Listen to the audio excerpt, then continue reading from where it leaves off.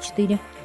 Время уделить внимание природе. В Ингушетии официально открыли год экологии. О бережном отношении к окружающей среде, подписывая соответствующий указ, говорил президент страны. А сегодня с призывом сохранить природу выступил глава Ингушетии. В республике запущен марафон экологической безопасности. План работы по экозащите уже составлен. Репортаж Индиры Манкиевой.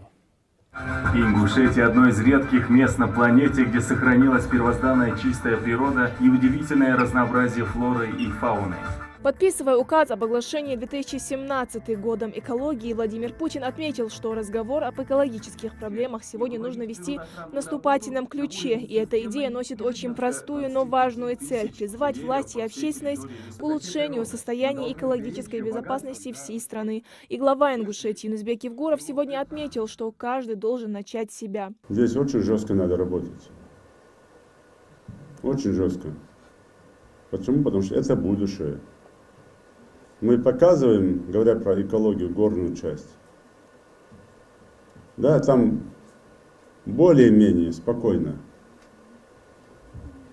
Раньше, когда там не было возможности заезжать в район, и никто туда не ездил. Еще лучше было, мусор было меньше. Сейчас, когда все начали ездить, происходит вот то, что было под этим деревом. Но здесь я скажу так, что и благодаря работе комитета по экологии, комитета по туризму, определенным там рекламным вещам, профилактике, люди сейчас, надо это признать, за собой мусор убирают. Они сами смотрят за территорией, там где отдыхали. Но это все равно имеет место быть. Но нам надо здесь на равнине бороться. Работать так, чтобы мы представляли республику в другом виде.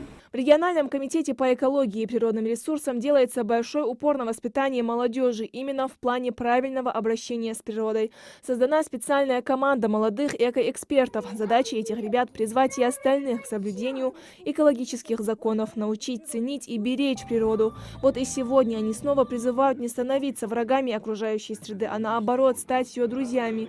Природа без людей не пропадет, даже наоборот начнет цвести и становиться краше. А смогут ли люди без нее? Каждый год исчезает 137 видов животных из-за вырубки лесов. В итоге происхождение всей жизни деградируется до свалки. 90% морских животных погибают. 100 тысяч морских животных погибают из-за токсического мусора. А далее постановка, в которой наглядно показывают, как именно человек разрушает окружающий его мир, а все начинается с брошенного фантика.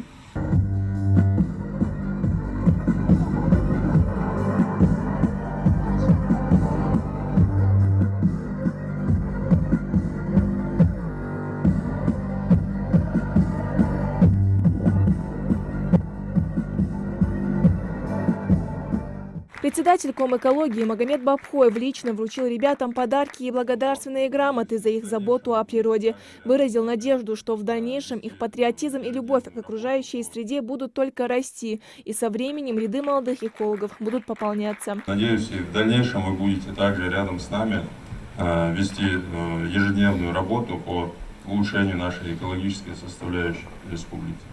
Свое видение проблемы и с просьбой сохранить природу выступили и учащиеся одной из карабулакских школ. Понял, что планету срочно нужно нам спасать.